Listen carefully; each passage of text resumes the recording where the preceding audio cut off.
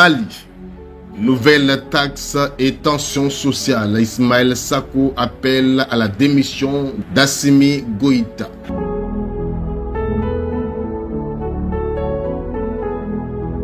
Depuis l'instauration des nouvelles taxes par la junte malienne, la grogne sociale ne cesse de s'amplifier. Ismaël Sako, président du PSDA, s'est exprimé dans une déclaration virulente publiée le 13 février 2025, dénonçant une gestion chaotique du pays par Assimi Goïta et son gouvernement. Selon lui, ces taxes, loin de relancer l'économie, accablent davantage une population déjà fragilisée. Il accuse la junte d'enrichissement personnel, de mauvaise gouvernance et d'atteinte aux libertés, allant jusqu'à exiger la démission du chef de l'État. Retour sur les principaux points de son réquisitoire contre le régime en place.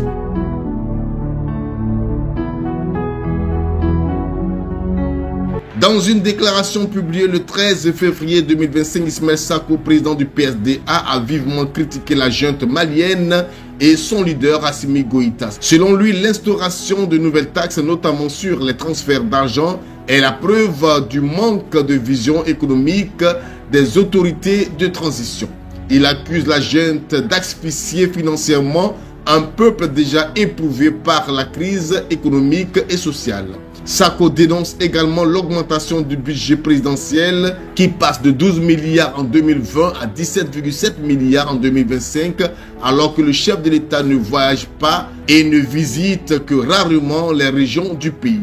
Il remet en question l'affectation des fonds publics, notamment les 7 milliards destinés aux mercenaires russes de Wagner, au détriment des services de base comme la santé et l'éducation. Il va plus loin en qualifiant le régime militaire de terroriste, évoquant des enlèvements, des tortures et des atteintes aux libertés fondamentales. Pour lui, la junte a trahi ses promesses de souveraineté en plongeant le pays dans un isolement diplomatique et économique. Face à cette situation, Ismaël Sako propose plusieurs réformes, notamment la rupture avec Wagner, la rationalisation des dépenses publiques et le retour à la coopération internationale. Il conclut en affirmant que le régime d'Assimi Goïta est un échec et que sa démission est un impératif pour permettre une véritable refondation au Mali.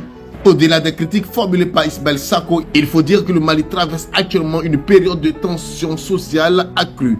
L'instauration récente des nouvelles taxes, notamment sur les transferts d'argent, a suscité un mécontentement notable au sein de la population qui considère ces mesures comme une charge supplémentaire dans un contexte économique déjà difficile.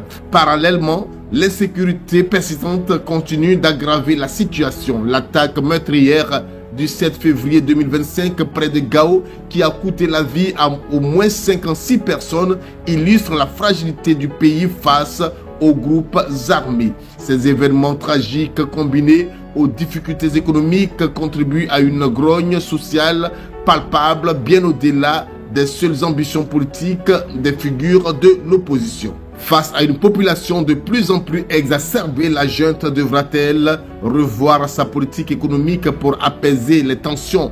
Pour l'instant, aucune annonce d'allègement fiscal n'a été faite, laissant présager une montée des protestations dans les semaines à venir.